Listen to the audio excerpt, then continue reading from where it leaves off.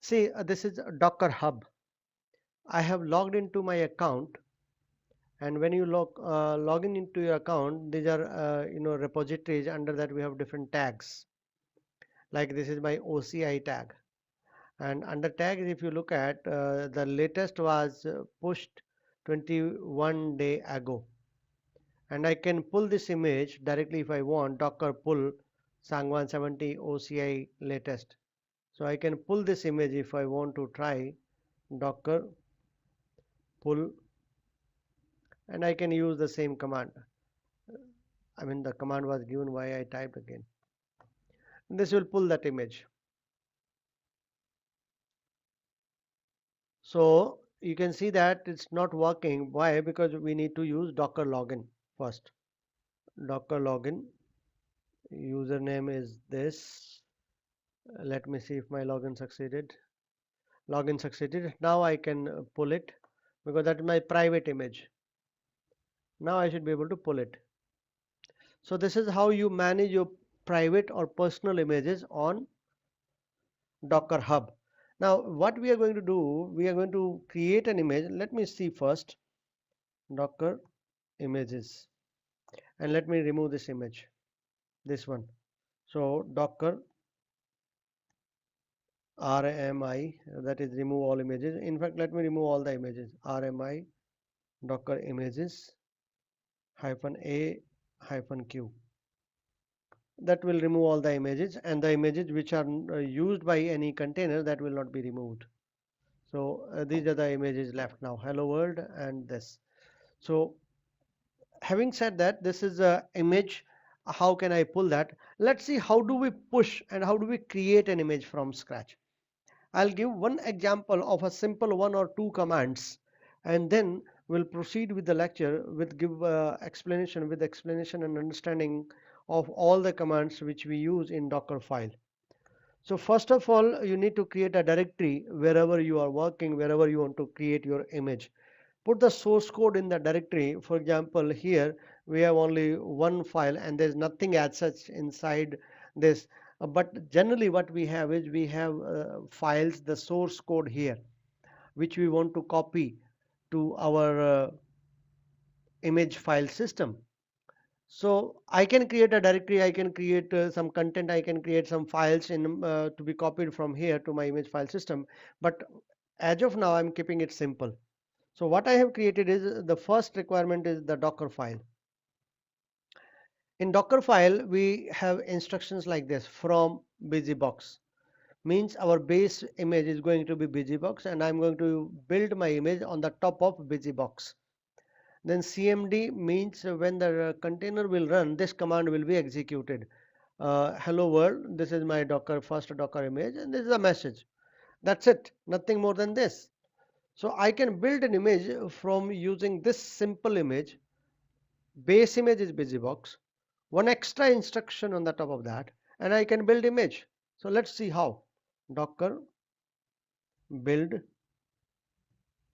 -t, that is tag name, and tag name is based on my account. I want to host it on my website only, on Docker Hub only. So I give account name, that is Sang 170 is my account, and let's give it a name Oracle, and colon, let's say v1. This is the syntax how we create it. So Docker build -t Sang 170 Oracle v1, which means Oracle is going to be my image name, v1 is going to be my tag name, and Sang 170 is my account name. So this will build the image, and you don't need to specify anything else, interestingly, except that you need to specify the context. Context is the current directory. Current directory is represented by dot. So you need to specify dot. That's it. So Docker build tag name. Tag name refer to the account and the image and the tag name for which you are preparing this image, and then dot represent the context, means build context, which is the current directory in our case. So this will pull busybox. After busybox is pulled, it will add the instruction and the image will be tagged. Now this is Sang 170 Oracle v1 image created and built and successfully tagged. I can push this image. I just need to use Docker push command. docker push, and rest of the process will remain the same. Sang 170, and what was the name? Tag name, you specify the complete thing like Oracle v1, and it will push this to my repository. So I created a Docker file. I added some extra functionality in an existing image, that is my layer, and then I push the image to Docker Hub, and I should be able to see that here, uh, the Oracle specific file, Oracle specific image which I created, and I should be able to see that here. So let's select repositories and Oracle. You can see here, and you will see the tags, and you will see the image here. So this is the image which I created just now. Few seconds ago, you can see that few seconds ago I created this. Tag is v1. So this, and I want to pull it, I can pull it using this command docker pull. So this is the process of how can you create and manage your images on Docker Hub. And remember that is a private repository. So you need to create your account on Docker Hub in order to practice these next session, next lab assignment, which will have instructions on the Docker Hub related to Docker Hub. But before that, you must create an account. What is more important for us now is understand what all we can specify in this file, Docker file. So we need to understand what all instructions we can specify in Dockerfile, how can we build images using Dockerfile, and then you will do the next lab assignment. Now let's start the session. So session 3 is managing Docker images locally or on Docker Hub. That means creating, managing, pushing, pulling, and starting from scratch how to build images. So this session is about managing images. Agenda is downloading Docker images, modifying images, uploading images in Docker registry, and running multiple containers. Docker Hub. Docker Hub, what I just demonstrated, is your service provided by Docker for finding and sharing container images with your team. The features are repositories. You can push and pull container images, teams and organizations, manage access to private repositories of container images, official images. You remember that I explained the concept of official images, that pull and use high quality images managed by or created by or provided by Docker. So official sometimes become misleading. That official means if it is MySQL, you may wonder that this is provided by MySQL. No, it is provided by Docker. So official means provided by Docker. Publisher is what gives the right meaning. Pull and use high quality container images provided by external vendors like Ubuntu, this MySQL. So build means automatically build container images from GitHub and Bitbucket and push them to Docker Hub. And webhooks. Trigger actions after successful push to a repository to integrate Docker Hub with other services. These are features of Docker Hub. Basics of Docker system. As you have seen the whole process just now, so what we do is we create Docker file in our source code repository or directory where we specify the instructions for building the image from the source. We work on a machine where Docker engine is installed. We use Docker build command. That command create image for you. Then we use Docker push command to push the image to Docker container registry or Docker container image registry. From the registry, we can pull the command, we can search the repository, and we can run the container based on the images. So Docker search, Docker pull, Docker run. All the three commands are valid commands which we execute. So these are containers running on image which we created, where there also we need to have Docker engine running. So Docker file, which was 2-line document in our case in this example, is a text document. that contains all the commands a user could call on the command line to assemble an image. That include how to run commands, add files or directories. Now add files or directories, let me clarify. Always visualize two context. One is where you are working, call it as local file system, let's say LFS. And second is the container file system or image file system, CFS, just for visualizing, just for understanding. So when I'm using this term add files or directories, what I'm saying is copy files from local file system to container file system. That's the meaning I'm trying to explain. Create environment variable so that when you run image container based on this image, you can pass on some additional information which will be used by container file system to set the values accordingly. And what process to run when launching the containers. The result from building Dockerfile is Docker image. So what all instructions we specify in Dockerfile? That's the important point. The from instruction. From instruction is the first item in the Dockerfile. It specifies parent image that your image will start from, like from Ubuntu 18.04.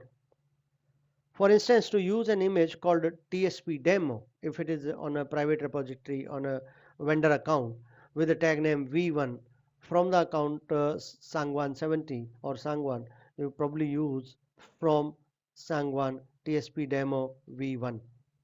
You can also use from scratch. From scratch means you don't want to use any existing image and you want to use your own custom image. There is no base image for your image. So from scratch is to indicate that your image should not have any parent image. The scratch image is basically a pseudo image that indicate that you want to start without a parent image. Label instruction is for metadata inside the image file system. Label provides the ability to add key value metadata to the image. The label instruction can be used many times within a single Docker file, like label key equal to value, label key equal to value 1, key 2 equal to value 1. Both syntax are valid. Means uh, if you specify, if you look at carefully here, key equal to value and separated by space another key, but values are given in quotes here. But if you want to keep every value in a separate line, then you don't need quote. That's the difference if you look at closely. Add instruction is what I was trying to convey. Now same line I'm drawing vertical line. You want to copy some files from local file system context to the image file system context. So for that we have this add instruction.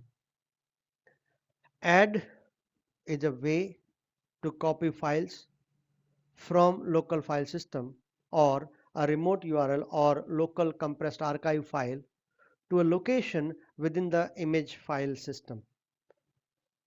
The instruction is quite simple. Add source equal to source space destination. Source here refer to local file system. Destination here refer to image file system. So from this you want to copy to this image file system. But interestingly, source can be a local file or a directory within the build context or a remote file.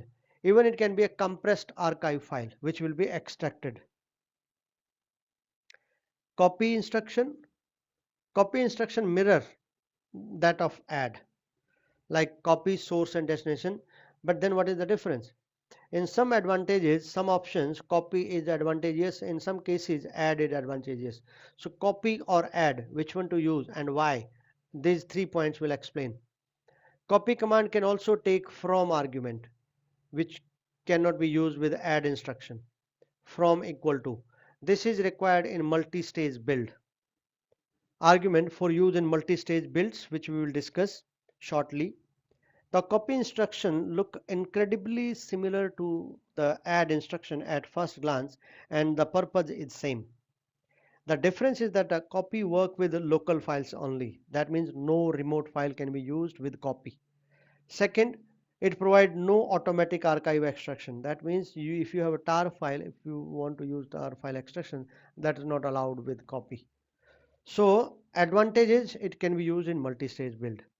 Drawback is you cannot use tar file, and that is compressed files, and remote files.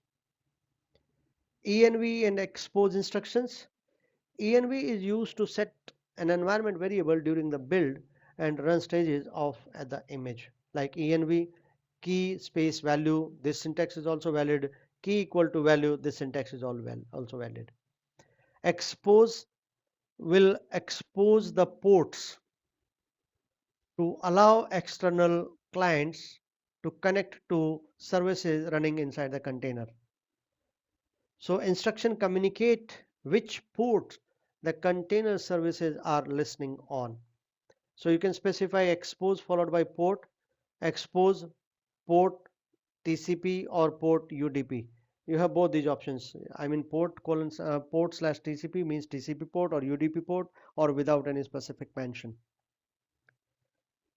The run instruction, this instruction will execute statements given to it within the image file system. Again, we always be careful about it. This instruction will execute inside the image file system. Remember, we are working in here and we are talking about executing instruction in the image. This is primary mechanism for making changes to build your image. This can run any command available within the image file system.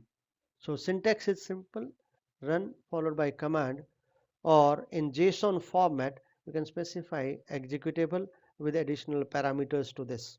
Both syntax are valid. User instruction is a rare use case when you want to run certain commands in the image file system as a specific user or group optionally, but not as root user. Example I will quote, when you're using Apache web server or MySQL web server, you want to run them as a MySQL user or Apache user. So for that, when you say as this user, I want to do this, in that situation you use user instruction. So user controls what user and optionally group commands are executed as in the environment variable. In the environment. This can affect both the build and runtime process, as every subsequent command that is run in the container environment, for example run cmd or entry point, all will be executed by the provided user. So you specify user, username or id, colon, group name or id. Volume instruction, you have just now understood the concept of volume. You created volumes also. What if you want to make the volume available inside the container? I never discussed that. This instruction, this slide will explain that concept. We created volume, true, but where the volume will be available in the container file system, where the data of that volume will be available in the container file system. So you need to tell some directory name, or we call it in technical terms we call it mount point. So you need to tell the mount point that these are the directories or mount points. Directories or mount point is one and the same thing. It's just to understand.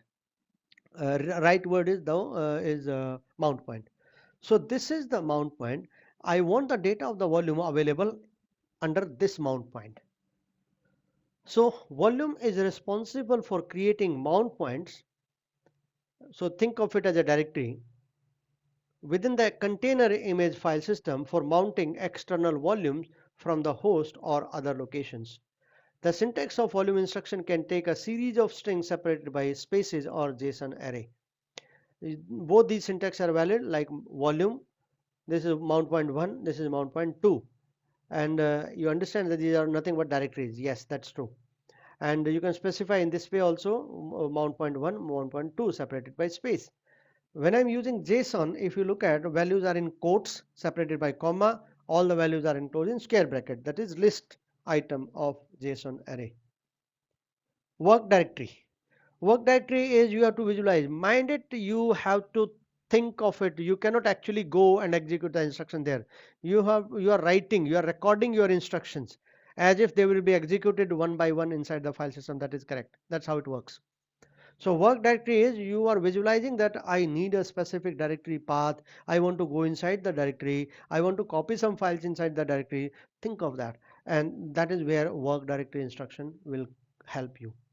So work directory declares the directory context of, or sorry, for the instructions like run, cmd, entry point, copy, and add.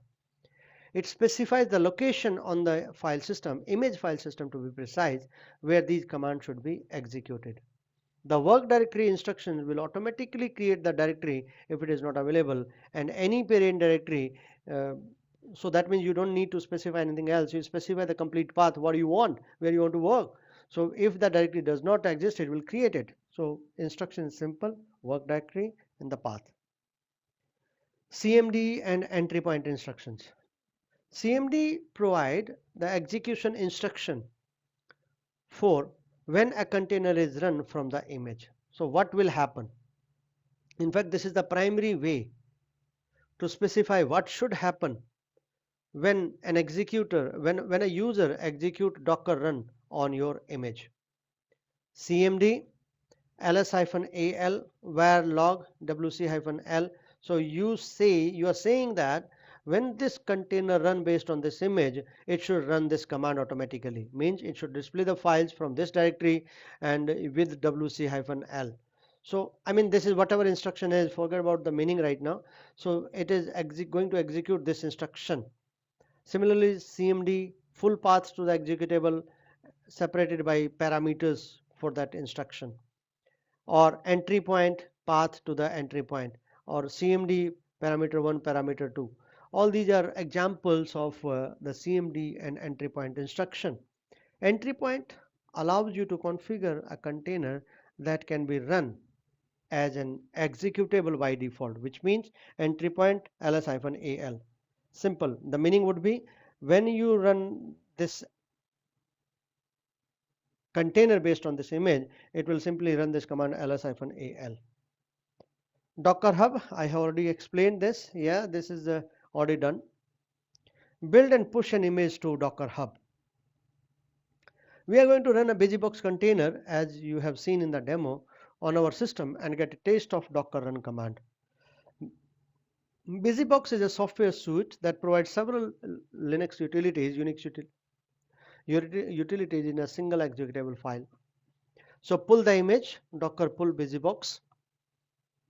Create a Docker file. This is what you have seen in my demonstration. So from busybox, and this is the instruction. So I specified only two instructions in my busybox in my Docker file, and this is precisely the file being created here. By the way, this is a way of creating a file. There are many ways to create a file: cat, output redirection, Docker file, and we call it as a here document. This here document means wherever this name appear, uh, double less than symbol, whatever you type in uppercase, let's say SOL, A, B, C, X, Y, Z, whatever. After that, you have to press enter key. There should be no space, and then you write whatever you want. And in the last line, when you are done, you type exactly same word. But there should be no extra character before or after. This should be the only string when you are done. So all this content will go to this file actually. So send the output to this file from where? From this here document. So essentially this means write these two files to this file. This is very appearing very complex, like it's appearing like Rancho's no, not Rancho, but Chatur Lingam definition of machine. Whereas it could have been very easy that vi docker file and type these two lines. So that could have been very easy, but depend on how you understand it. There are ways to explain the things, and that's how you learn. Build the image. We have seen that Docker build. Tag name, I specified that whatever image name you want, that need not be there. You can specify anything, colon tag name, and the most important is the dot. This dot is the build context separated by space. That means current directory. And run it. This is how it you run the image. Tag and push your image. So you need to log in. Docker login -u Docker user registry name. Then it will ask you the password, specify the password, and then we have already tagged it, so you simply push it. So output will be something similar to this you have seen in my example. Verify it on Docker Hub. You have verified this. You have seen during the demonstration that is available in the Docker Hub. You need to have an account on Docker Hub for this. That's all for this session. Thank you very much, guys.